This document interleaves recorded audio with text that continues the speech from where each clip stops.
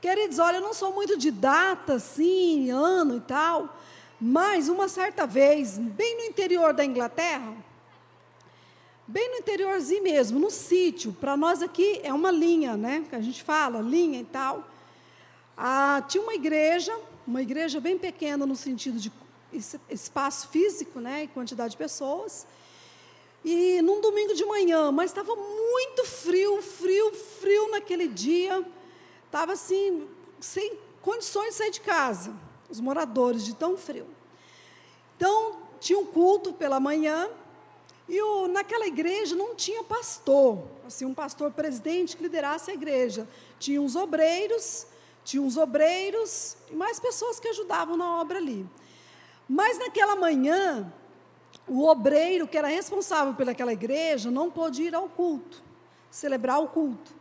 Então, um diácono, vamos dizer assim, conversando com o obreiro que estava liderando aquela igreja, então o obreiro disse, olha, para o diácono, eu não vou à igreja, mas você lidera o culto, conduz o culto. E o diácono, então, pensou assim, mas quem é que nós vamos colocar para pregar? Assim, tem um obreiro, ou seja, para nós, um missionário, um pastor que está passando por aqui, convide para pregar.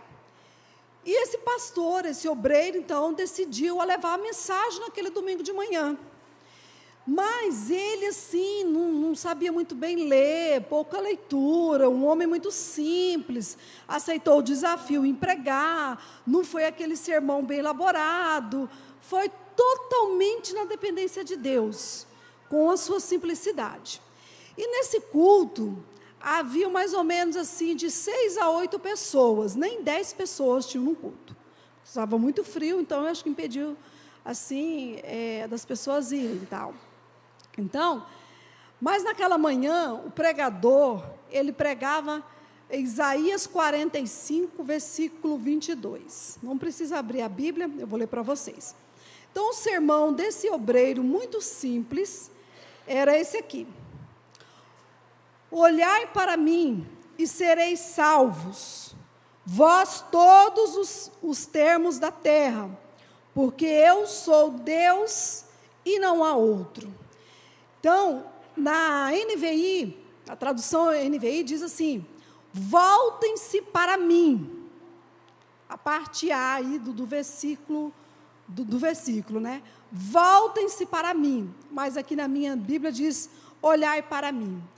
E naquela manhã, então, esse sermão sendo pregado, levantou-se um jovem, uma adolescente, tá, na idade de 14 a 16 anos, e ele, então, confessa Jesus como seu Salvador. A partir daquele dia, ele decide andar com Deus, caminhar com Deus, que impactou a sua geração, impactou no período ali do século XV, XVI ao século XIX. Então, temos a imagem desse homem aí, que eu sei que a galerinha gosta muito dele, né? Olha aí, quem foi? Charles, né? Charles Spurgeon, né? Então, ele foi esse jovem adolescente que aceitou Jesus muito cedo e ele impactou mesmo, ele junto com outros avivalistas do século XVI ao século XIX, marcou aquela geração, ele decidiu caminhar com Deus, andar com Deus. Então, nós temos aqui alguns livros dele, até me trouxeram para falar do livro, né, porque no primeiro culto eu falei de Charles, então trouxeram esse livro aqui, que eu não sei se você já leu, já ouviu falar, não, é esse aqui, ó. A Depressão, de Spurgeon, né? A Bianca já leu ele, né? A Bianca leu, bom livro, né? Então, ele teve depressão, e ele conta o porquê que ele teve essa depressão. E esse autor aqui, inspirado neste livro, escreveu aqui Depressão e Graça. Então, temos livros bons aqui, se você, caso queira ler. Aí o Diego trouxe para mim e falou, olha, a mensagem que você vai pregar, que pregou no culto das 5, quer dizer, ela está contida, não sei, alguns trechos neste livro aqui, eu achei até interessante, neste livro aqui, Na Jornada com Cristo, né? Maurício Zagari, né? Aqui. Então, se você quiser adquirir, Você pode procurar aqui a Livraria Bereia no Subsolo, são livros excelentes. Então, queridos, quando eu li essa biografia, um pouco da biografia desse avivalista, eu fiquei assim impactada com o versículo. E o Espírito Santo, então, começou a falar ao meu coração do versículo aí que nós acabamos de ler, que foi o sermão que foi ministrado naquele dia.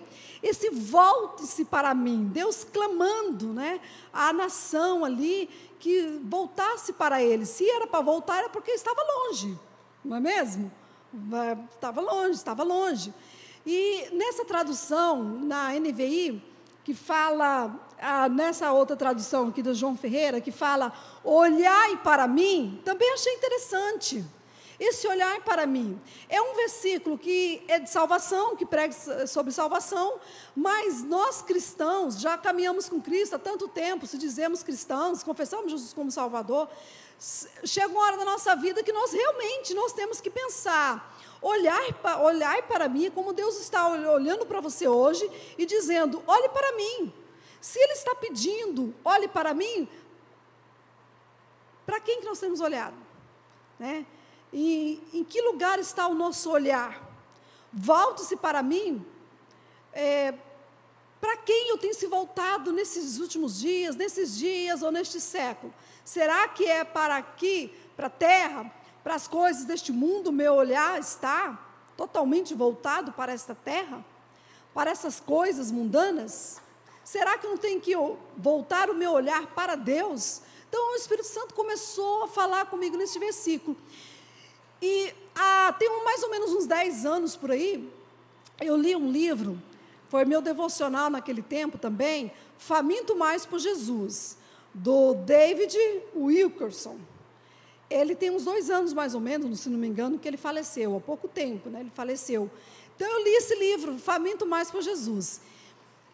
E na hora sim o Espírito Santo trouxe a minha memória e eu comecei a lembrar de uma das minhas devocionais. Eu estudei sobre um homem nesse livro que andou tanto com Deus, ele andou tanto e ele agradou tanto o coração de Deus, como esse avivalista que nós acabamos de ver, o Charles, que Deus chegou a olhar para esse homem e dizer, olha, não dá mais para você ficar na terra, eu me agradei tanto de você, eu achei tanta graça em você, que não dá mais para você ficar, e eu tenho que pegar você para mim, eu tenho que trazer você para mim.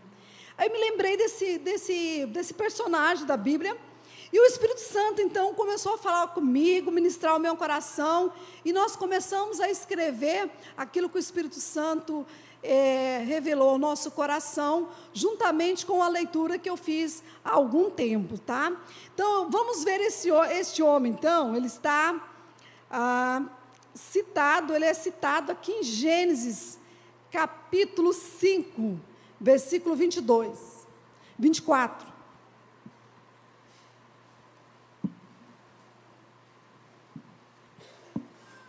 Aí eu convido você a deixar a Bíblia aberta, porque a gente vai falar mais alguns versículos depois, tá? Então, o tema da nossa mensagem é alcançando um testemunho que agrada a Deus. O versículo, capítulo 5, versículo 24, somente esse versículo. Enoque andou com Deus e já não foi encontrado, pois Deus o havia arrebatado. Alguma tradução diz aí, tomou para si, né? Deus o tomou para si. Então, o tema, como nós falamos, o tema é alcançando um testemunho que agrada a Deus. Você pode dizer, mas como eu consigo alcançar? Será que eu consigo alcançar esse testemunho capaz de agradar a Deus? Eu quero te dar uma receita. Filipenses capítulo 3, versículo 13, o apóstolo Paulo fala o seguinte: não me julgo alcançado, mas uma coisa eu faço, esquecendo-me das coisas que para trás ficam e prosseguindo para as coisas que estão diante de mim, ou seja, para as coisas que estão à minha frente. Então eu não me julgo alcançado, mas é necessário eu prosseguir esquecendo-me das coisas que para trás ficam. É muito legal esse versículo. Primeiro ponto, nós vamos ver aqui que Enoque andou com Deus. Mas quem foi Enoque? Enoque foi um profeta. Enoque viveu em um tempo em que as pessoas não acreditavam em Deus, e a Bíblia também fala muito pouco de Enoque. Nós vamos ver lá em Judas, cita sobre Enoque, e Hebreus 11:5, que depois nós vamos ler, que cita sobre Enoque. Mas a Bíblia não fala muita coisa sobre Enoque, mas o pouco que fala já é algo assim impactante, algo maravilhoso. Então Enoque, ele buscou a Deus num tempo muito difícil. Num tempo, foi antes do dilúvio, já foi num tempo em que o pecado já havia proliferado, havia já muita, pessoas que não buscavam a Deus, pessoas que não acreditavam em Deus, havia se multiplicado mesmo o pecado, a maldade, mas foi num tempo assim muito difícil, mas ele escolheu a buscar a Deus. E naquela época também, queridos, imagina, não tinha livros como temos hoje, livros bíblicos, né, literatura bíblica, onde você pode ler e aprender. Não tinha no tempo de Enoque, não tinha esses livros como nós temos hoje, uma livraria aqui, né? Enoque não tinha uma livraria perto dele, né? Não tinha Bíblia. Nós hoje temos N versões de Bíblias, dá para você escolher a que você quiser aí, né? Eu já não consigo acompanhar, mas tem muitas Bíblias aí, muitas opções. Não tinha canções gospel como nós temos hoje. Tudo isso contribui para que a gente busque a Deus. Isso nos incentiva, motiva, inspira a gente buscar a Deus. Mas Enoque vivia num tempo que isso não existia. Mas ele decidiu andar com Deus. Ele decidiu andar com Deus. Enoque era especial e diferente de sua geração. Ele foi um homem como qualquer um nos dias de hoje. Ele era um pai de família. Ele tinha filhos, tinha esposa, tinha sua casa, tinha o seu trabalho, com certeza, um homem comum, sabe, que tem tudo isso. Mas o coração de Enoque estava o tempo todo em Deus. No livro de Amós, capítulo 3, versículo 3, diz assim: ora, duas pessoas poderão caminhar lado a lado se não tiverem de acordo? É uma pergunta. Eu achei interessante esse versículo aqui, que serve para casados. Quem é casado, para quem está cortejando, para quem está namorando, está pensando em casar, tem que pensar. É bom ler esse versículo e meditar nesse versículo. Olha só, vou ler de novo. Ora, duas pessoas poderão caminhar lado a lado se não tiverem de acordo? Andar com Deus é concordar com Ele. Em uma caminhada, sabemos que pode, assim, haver alguns obstáculos. Nós sabemos que caminhar com Deus, quando nós decidimos caminhar com Deus, nós vamos enfrentar, nós vamos ter dificuldades, nós vamos ter desafios, nós vamos encontrar obstáculos. Mas depende da pessoa, se ela decide caminhar com Deus ou não. Há pessoas que desistem, não querem caminhar com Deus. Isso me faz lembrar de uma criança, quando ela começa a dar os seus primeiros passos. Ali por volta de 8 a 12 meses, né, ela começa a dar os seus primeiros passos. Quando ela começa a caminhar, ela vai enfrentar dificuldades, porque ainda ela não sabe caminhar. Então, ela pode o quê? Primeiro passo, primeira tentativa, ela pode cair.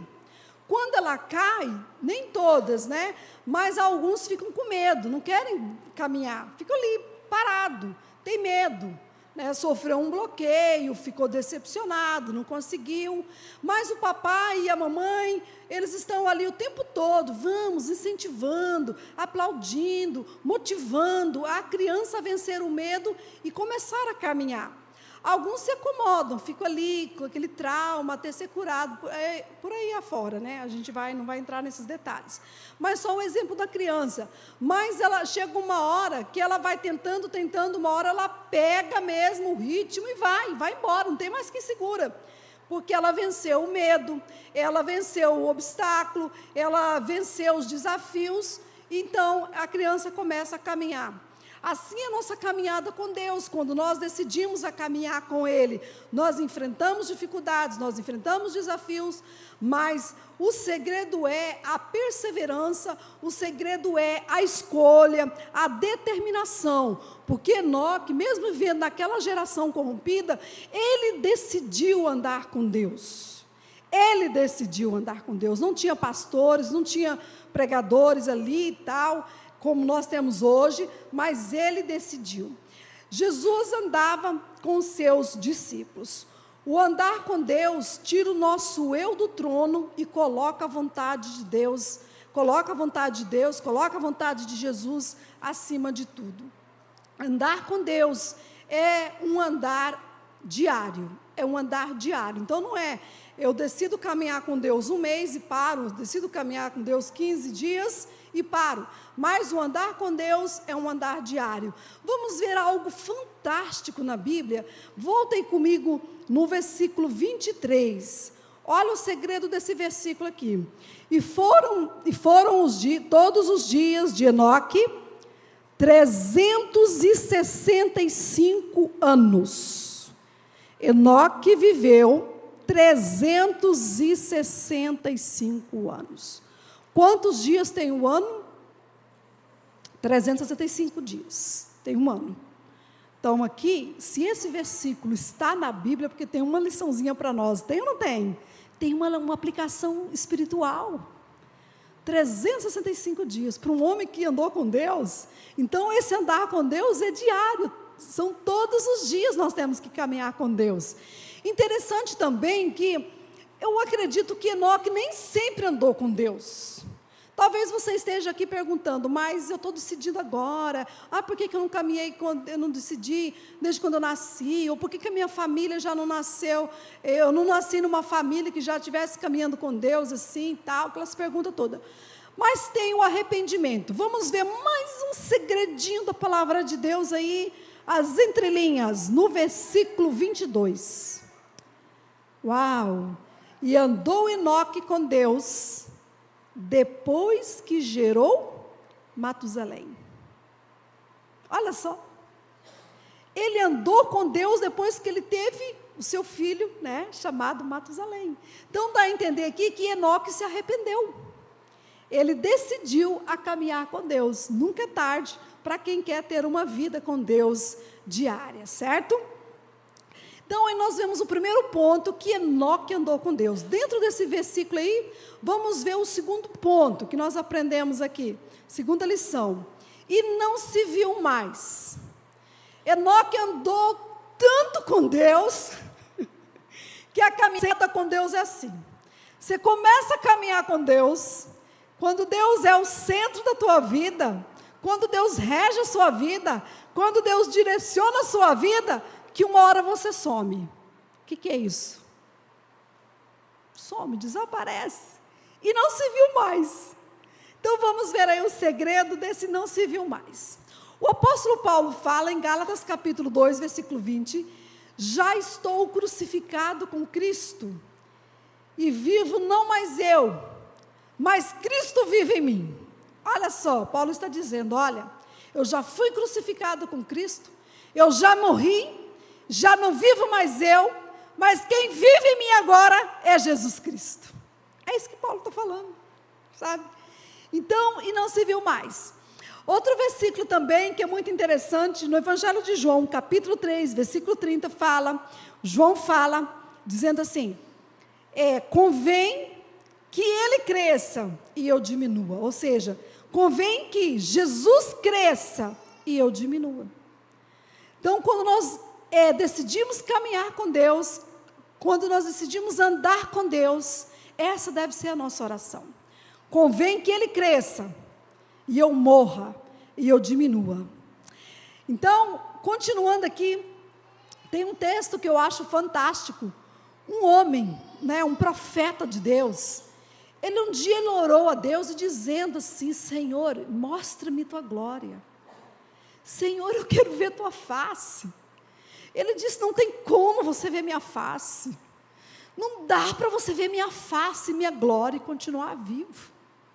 Olha lá, vamos ver ali no telão. O que a Bíblia diz?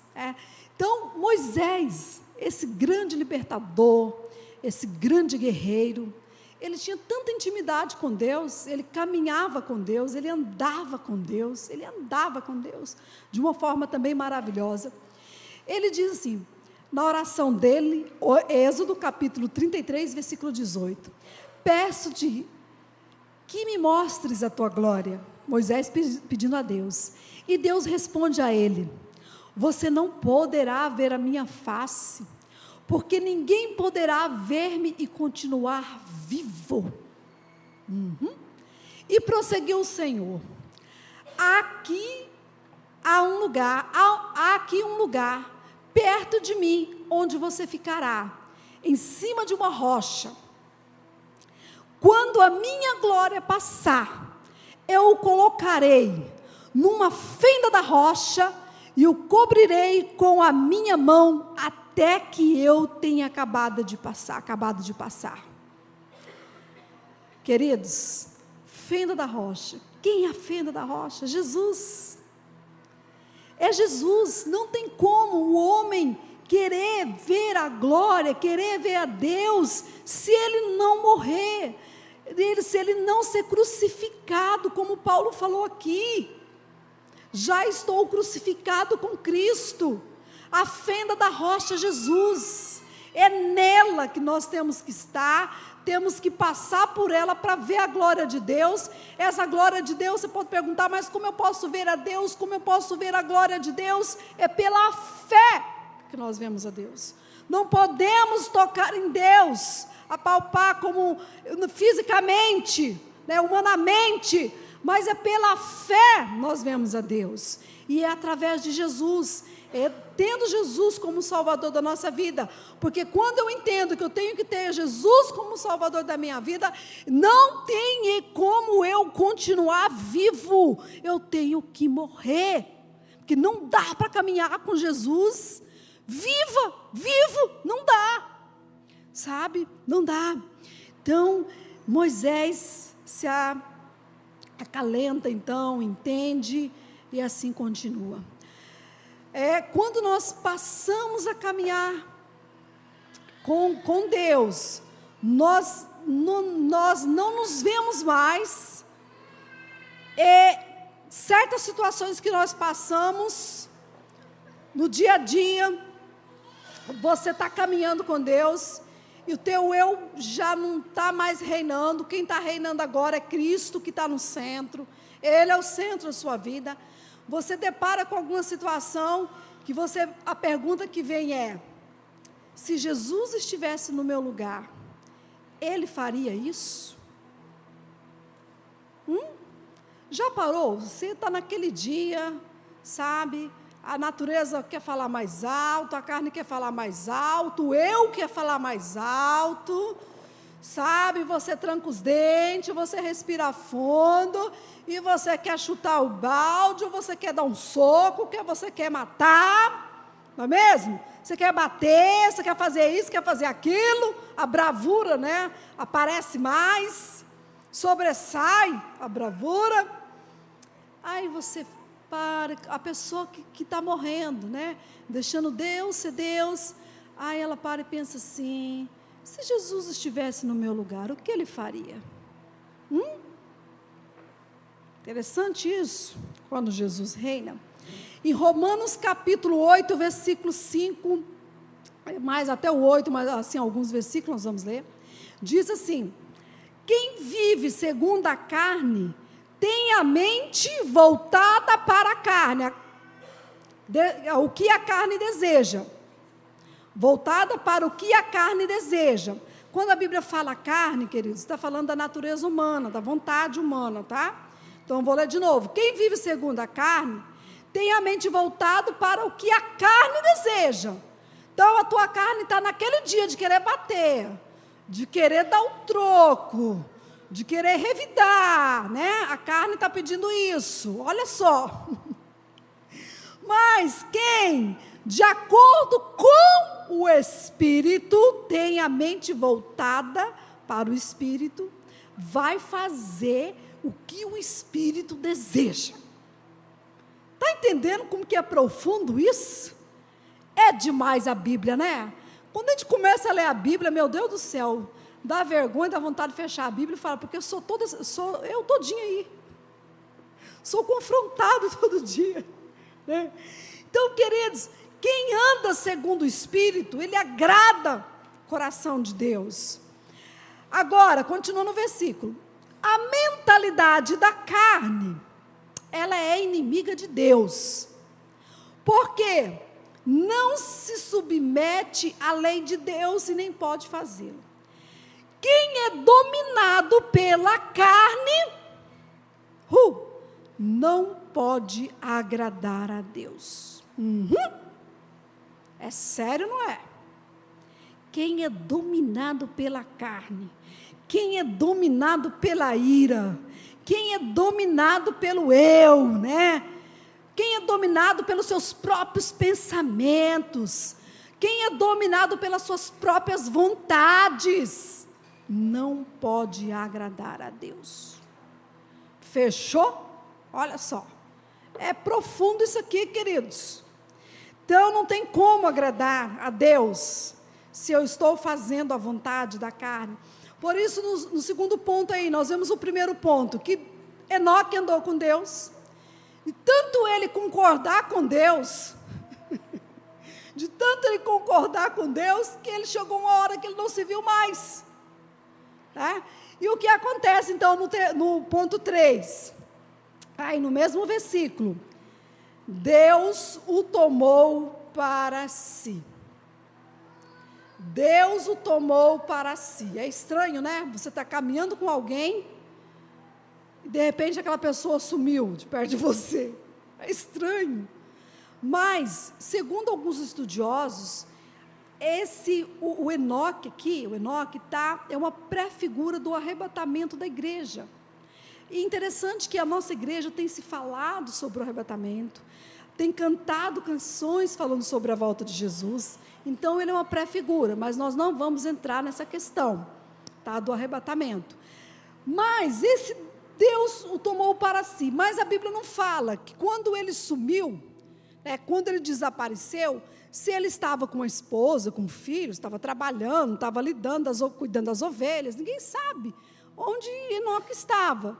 A Bíblia só cita que Deus o tomou para si, porque Deus viu nele algo que o agradou muito, que foi capaz de tomar para si. Agora, vamos ver o que tanto agradou o coração de Deus, que levou Deus a ter essa ideia, a chegar a esse ponto de tomar Enoque, de Enoque ser desaparecido, né, no sentido assim. Olha lá, Hebreus capítulo 11, versículo 5. Se você quiser abrir a Bíblia, tudo bem. Se você quiser só ouvir, também não tem problema. Pela fé, Enoque foi trasladado para não ver a morte, e não foi achado, porque Deus o trasladara, visto como antes da sua transladação, alcançou o testemunho que agradara a Deus. No versículo 6, do capítulo 11, versículo 6 aí. Sem fé é impossível agradar a Deus, pois quem dele se aproxima precisa crer que ele existe e que recompensa aqueles que o buscam. Amém? Sem fé é impossível agradar a Deus. Enoque estava vivendo num tempo terrível, mas ele não negociou a fé, ele decidiu crer em Deus, ele decidiu andar com Deus, ele decidiu agradar a Deus. O que nós aprendemos com Enoque? Que nós estamos também da mesma forma, estamos num mundo tenebroso, a Bíblia diz que o mundo jaz no maligno, estamos num período terrível, onde há corrupção, onde há tantas coisas, mas nós temos que ser como Enoque. Enoque não negociou a sua fé. Da mesma forma, nós não vamos negociar a nossa fé. Nós acreditamos no Deus de Israel, no Deus de Abraão, de Isaac e de Jacó. Então, essa fé que Deus viu no coração de Enoque. Agora, quando a gente fala que nós temos que ter fé, não é aquela fé imposta, aquela fé que eu encosto Deus na parede e falo: Deus, o Senhor tem que fazer. Deus, se o Senhor não fizer, eu vou desistir de caminhar contigo. Deus, se eu tenho que fazer, se eu tenho que fazer, se eu tenho que fazer, se eu tenho que fazer. Não é essa fé. A fé que agrada a Deus é uma fé submissa, é uma fé de lealdade, de adoração, é uma fé de humildade, é uma fé de santidade, é uma fé de rendição, é uma fé onde diz assim: Senhor, eu não sou nada, e o Senhor é Deus.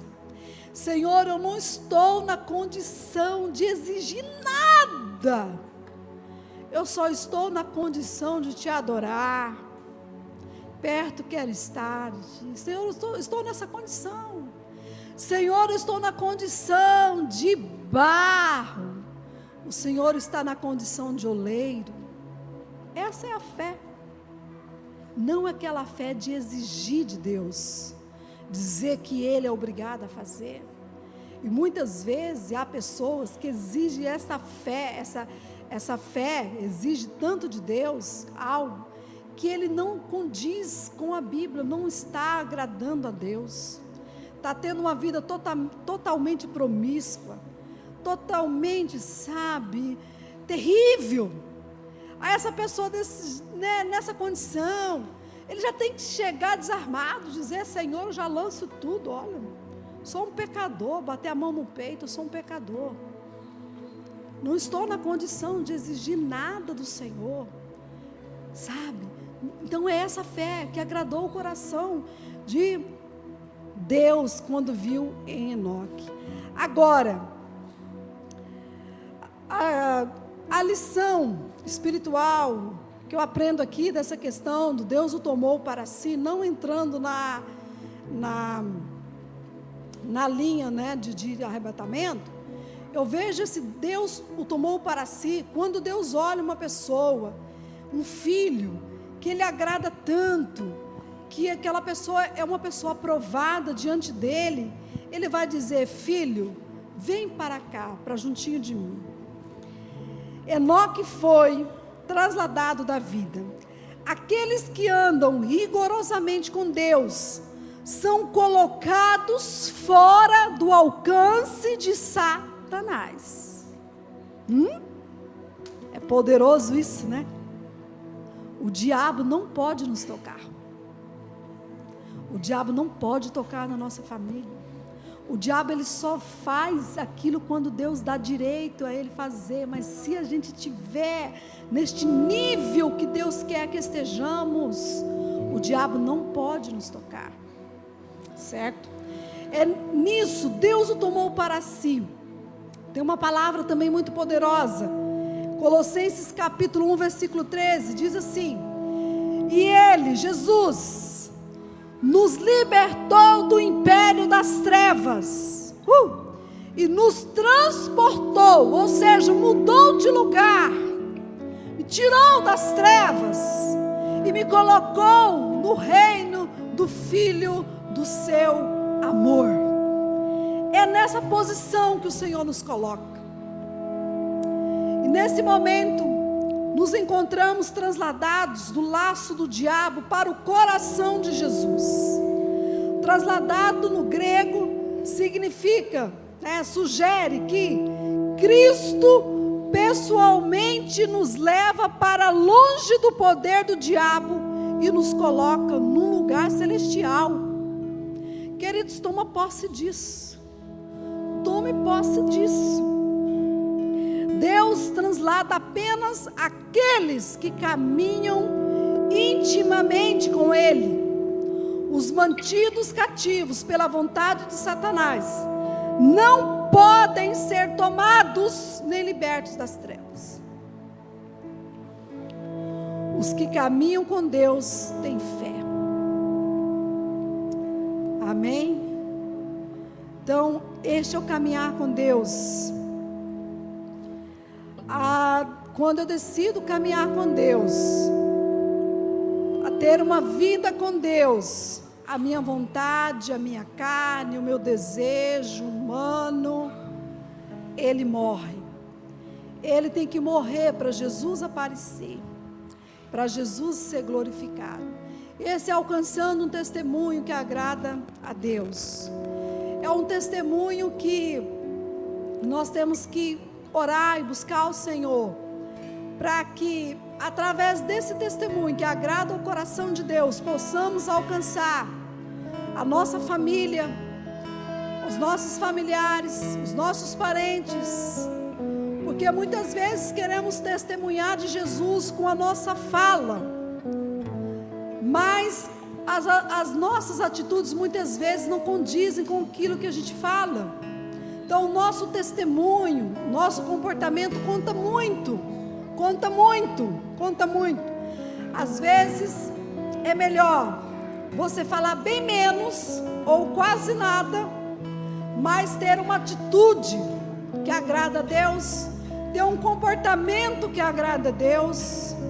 Então nós vamos a ganhar outras pessoas para Jesus.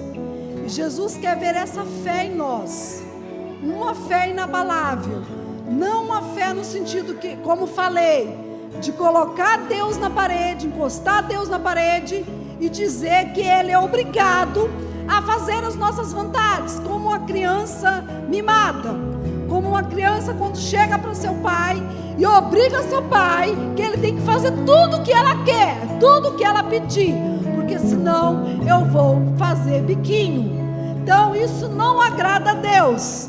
O que agrada a Deus é ter uma mente madura, ter essa maturidade de andar com Ele, independente das circunstâncias. E esta maturidade, nós como cristãos, nós temos que buscar dia após dia, esta maturidade, em saber que Deus é Deus. Agora, para você pensar, como você tem andado com Deus? Como tem sido a tua caminhada com Deus? A tua caminhada com Deus tem agradado o coração dEle? Tem agradado o coração dEle a tua caminhada com Ele? A ponto dEle olhar para você e dizer: não, achei graça em você, vem para cá, vem para juntinho de mim, como Moisés, como ele disse para Moisés, vem para essa fenda da rocha, eu vou te colocar numa rocha. Sabe o que significa rocha? É algo firme, é algo duro de se quebrar, não é? E você está nessa posição, mas para que isso aconteça, o teu eu, o meu eu tem que morrer, tem que morrer. Como vai a sua fé? Você tem uma fé que agrada a Deus? Essa fé submissa? Essa fé de intimidade que leva a ter uma intimidade com Deus? Essa fé que te traz e que te caminha rumo à maturidade? Como tem sido a tua fé? Amém? Vamos ficar em pé em nome de Jesus, vamos orar?